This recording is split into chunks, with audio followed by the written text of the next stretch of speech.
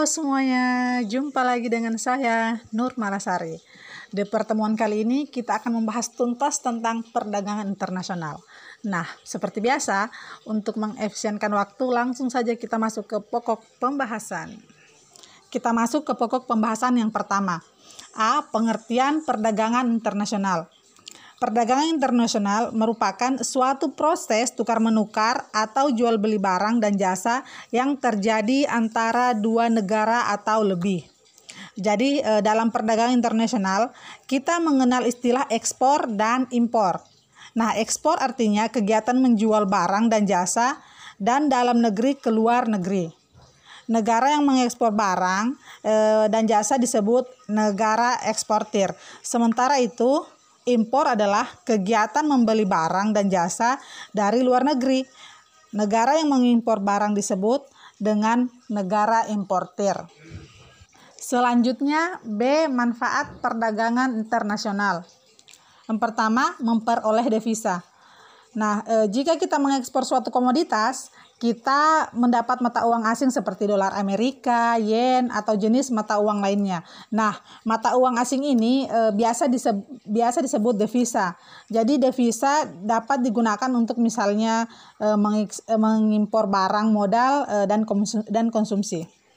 2. Memperluas kesempatan kerja. Perdagangan internasional, terutama kegiatan ekspor, memberi kesempatan untuk memperluas kesempatan kerja. Jadi untuk menghasilkan barang ekspor dibutuhkan tenaga kerja.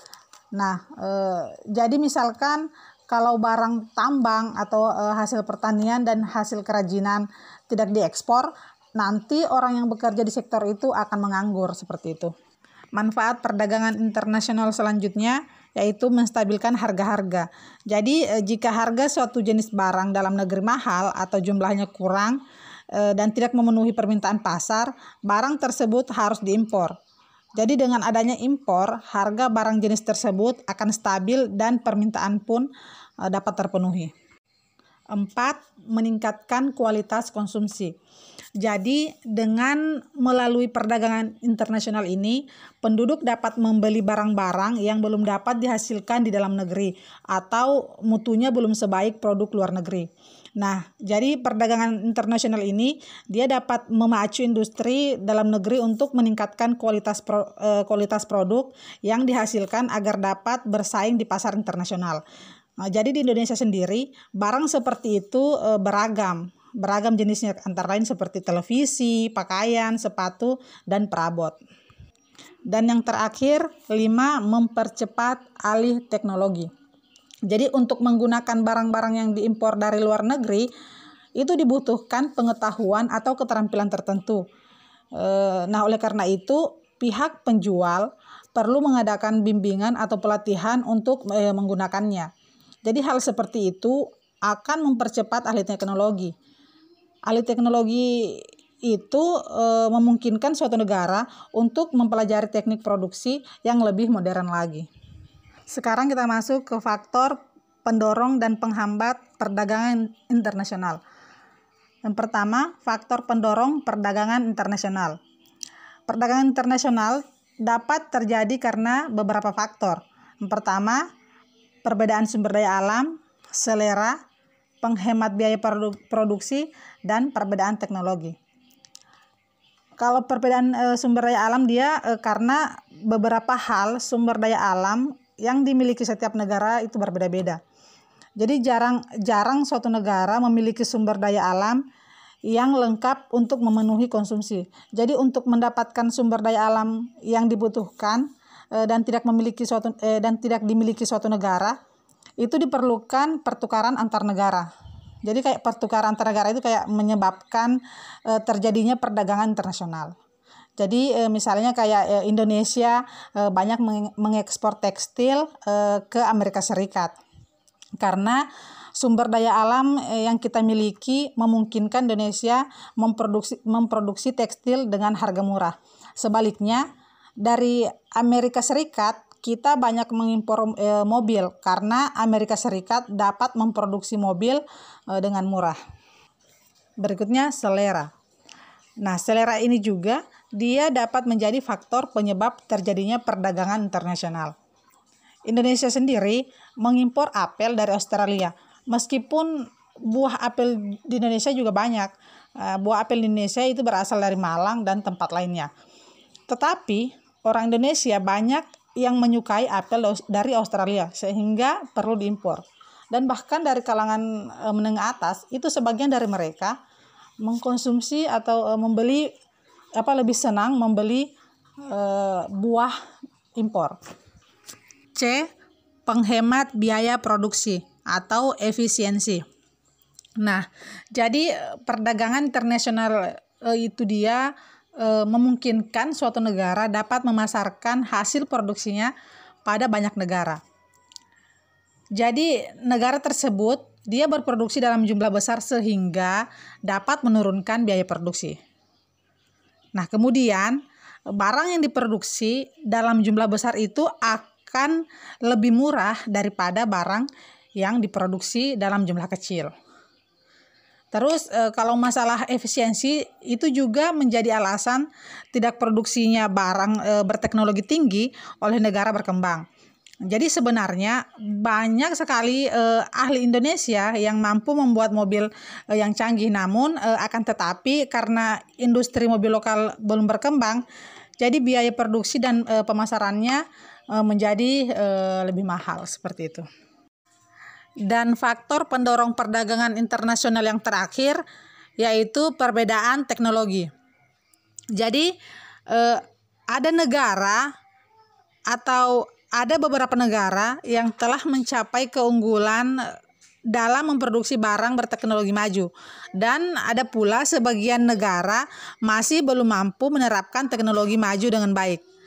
Nah, jadi negara yang menggunakan teknologi maju itu mereka dapat menjual barang dengan harga murah pada negara yang tentunya teknologinya lebih sederhana. Misalnya kayak Indonesia. Di Indonesia sendiri mengimpor mobil dari Jepang.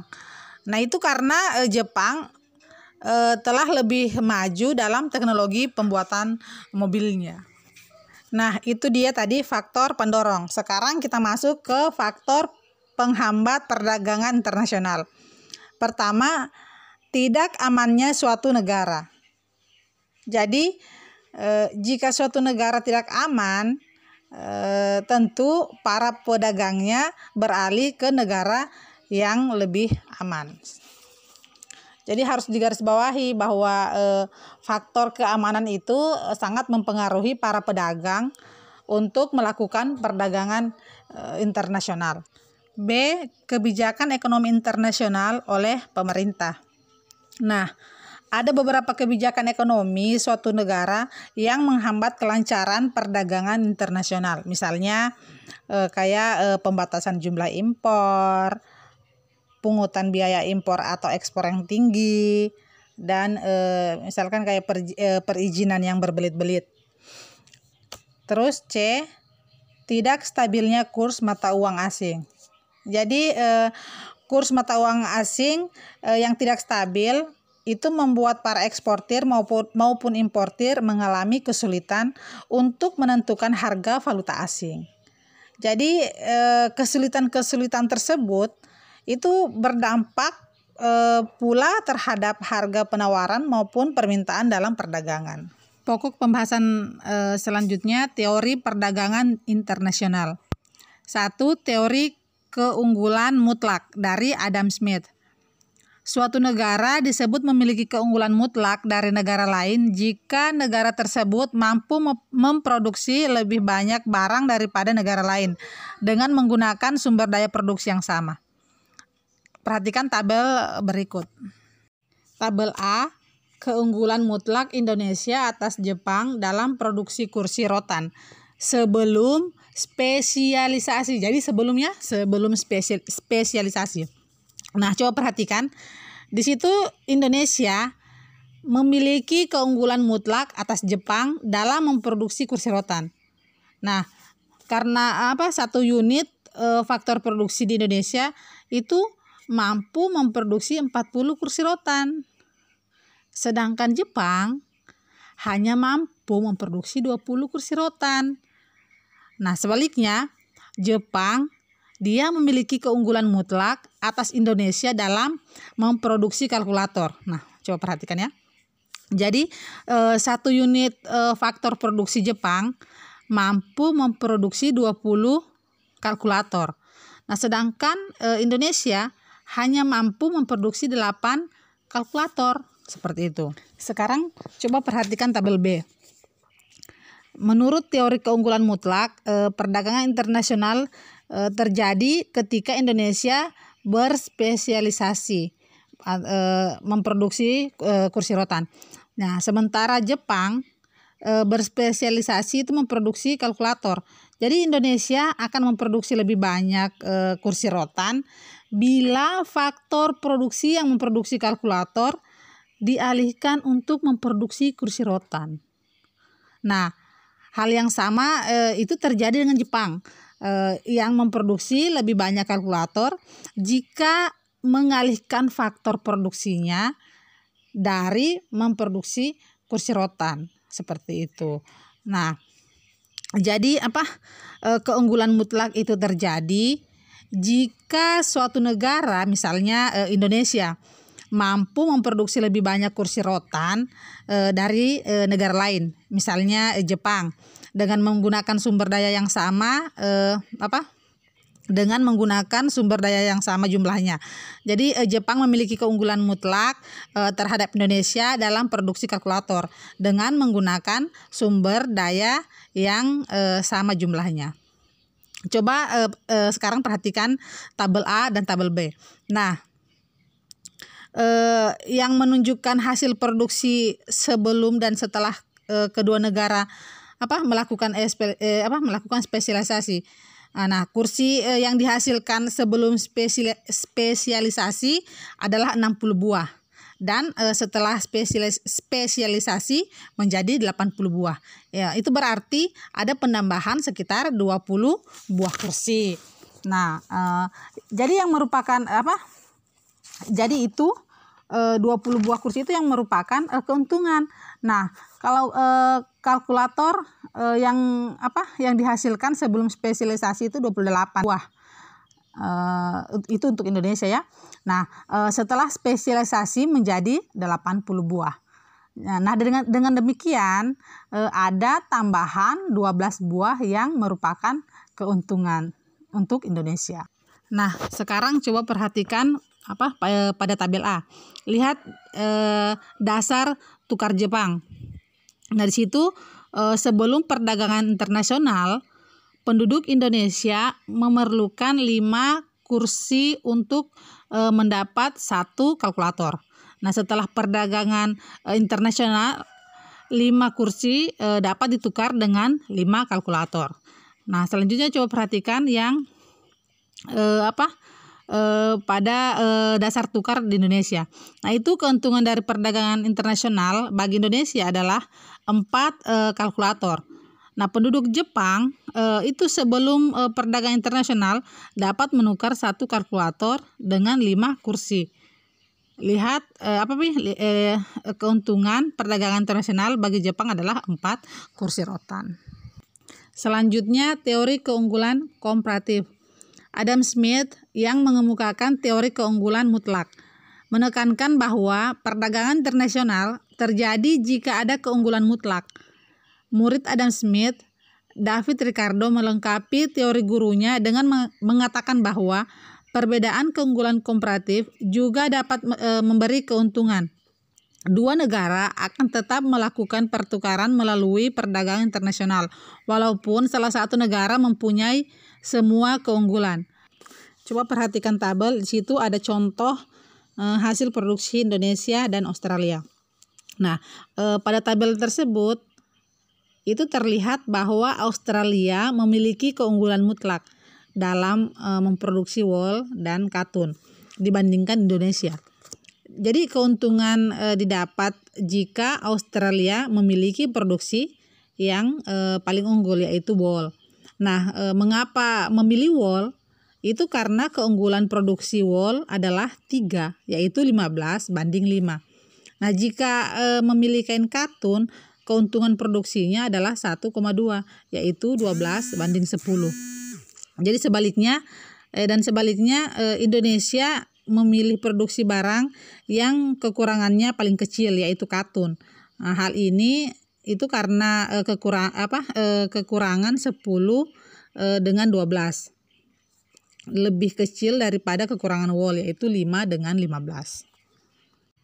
Pokok pembahasan selanjutnya kebijakan perdagangan internasional. 1. Kebijakan perdagangan internasional di bidang impor. A. Kuota. Kuota merupakan jumlah yang ditetapkan untuk suatu kegiatan dalam satu masa atau suatu waktu tertentu. Nah, jadi kuota dalam impor adalah total jumlah barang yang dapat diimpor dalam masa tertentu. Jadi jumlah itu diperkirakan tidak akan mengganggu industri dalam negeri. Nah, ketika diberlakukan perdagangan bebas, kuota tidak dapat dipakai lagi karena dapat menghambat perdagangan internasional. B. Tarif. Kebijakan tarif diambil pemerintah dengan menetapkan tarif tinggi untuk mengimpor suatu jenis barang. Jadi dengan pengenaan tarif ini, harga barang impor menjadi mahal. Nah, sehingga barang sejenis yang diproduksi di dalam negeri nanti akan memiliki daya saing dan dibeli konsumen. Jadi penganut perdagangan bebas itu mengenakan tarif yang rendah atas barang-barang impor. Sebaliknya, negara proteksionis akan menetapkan tarif yang tinggi untuk barang impor. C. Subsidi.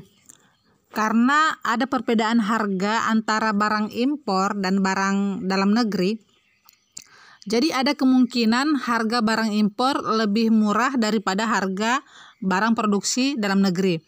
Nah, supaya harga barang produksi dalam negeri dapat ditekan, pemerintah dapat memberi subsidi pada produsen dalam negeri. Dengan pemberian subsidi ini, harga barang dalam negeri menjadi murah. D. Larangan impor. Jadi dengan berbagai alasan ada barang tertentu yang dilarang diimpor. Misalnya barang-barang yang berbahaya untuk masyarakat. Larangan impor bisa jadi dilakukan untuk membalas tindakan negara lain yang telah terlebih dahulu melarang impor barang suatu negara. Selain itu, barang impor dapat pula dilakukan untuk menghemat devisa. Sekarang 2. Kebijakan perdagangan internasional di bidang ekspor. A. Diskriminasi harga. Diskriminasi harga adalah suatu tindakan dalam penetapan harga barang yang berbeda untuk suatu negara dengan negara lainnya. Nah, untuk barang yang sama, harga untuk negara yang satu lebih mahal atau lebih murah daripada negara lainnya. Jadi hal ini dilakukan atas dasar perjanjian atau dalam rangka perang tarif. B. Pemberian premi atau subsidi. Jadi kebijakan yang diambil pemerintah untuk memajukan ekspor adalah dengan memberi premi kepada badan usaha yang melakukan ekspor. Nah, pemberian premi atau subsidi itu antara lain berupa bantuan biaya produksi serta pembebasan pajak dan fasilitas lain dengan tujuan agar barang ekspor memiliki daya saing di luar negeri. C. Dumping. Dumping adalah kebijakan yang diambil oleh pemerintah dengan menetapkan barang ekspor atau harga barang di luar negeri lebih murah daripada harga dalam negeri. Nah, cara dumping ini dapat dilakukan jika pasar dalam negeri dapat dikendalikan atau dikontrol oleh pemerintah. Nah, selanjutnya D. Politik dagang bebas. Politik dagang bebas, dia merupakan suatu kebijakan yang membuat masing-masing pemerintah memberi kebebasan dalam ekspor dan impor. Kebebasan dalam perdagangan ini akan membawa beberapa keuntungan seperti mutu barang yang tinggi dan harga yang relatif murah. E. Larangan ekspor. Nah, larangan ekspor dia ini kebalikan dari larangan impor. Jadi larangan ekspor merupakan kebijakan suatu negara untuk melarang ekspor barang-barang tertentu ke luar negeri. Jadi penyebabnya itu alasan ekonomi, politik, sosial, atau budaya. Jadi misalnya misalnya pelarangan ekspor kayu gelondongan ke luar negeri. Nah, itu merupakan larangan ekspor karena alasan ekonomi. Nah, jadi ini semua terkait dengan pendapatan nasional. Nah, kalau mengekspor kayu gelondongan itu dia berarti akan mengurangi pendapatan nasional dari produk olahan yang tentunya itu bernilai tambah bagi negara. Contohnya kayak dari alasan politik, larangan ekspor minyak bumi di Irak misalnya ya, itu akan tetapi larangan ekspor di Irak ini bukan atas inisiatif pemerintah Irak, bukan alasan bukan inisiatif pemerintah Irak sendiri, namun karena campur tangan pihak asing seperti PBB atau Amerika Serikat yang mengenakan embargo ekonomi terhadap Irak. Nah, contohnya dari alasan sosial adalah budaya, itu larangan ekspor benda sejarah tertentu serta larangan mengekspor hewan yang dilindungi. Dan sampailah kita pada pokok pembahasan yang terakhir, F, tujuan kebijakan perdagangan internasional. Jadi kebijakan perdagangan internasional itu diterapkan baik dalam kegiatan impor maupun dalam kegiatan ekspor. Nah, kebijakan perdagangan internasional untuk impor itu ditujukan untuk mengatasi dampak buruk dari mengimpor barang. Jadi ada beberapa keburukan mengimpor suatu barang. Salah satunya adalah perusahaan dalam negeri yang memproduksi jenis barang yang sama itu nanti akan gulung tikar. Nah, karena kenapa? Karena itu akan kalah bersaing dengan barang impor. Maka untuk itulah pemerintah harus melindungi atau bertindak untuk mengatasi keburukan itu dengan jalan memberi perlindungan. Nah, sama halnya juga dengan kebijakan perdagangan internasional di bidang impor. Kebijakan perdagangan internasional di bidang ekspor juga itu ditujukan untuk melindungi produksi dalam negeri di samping memperoleh keuntungan.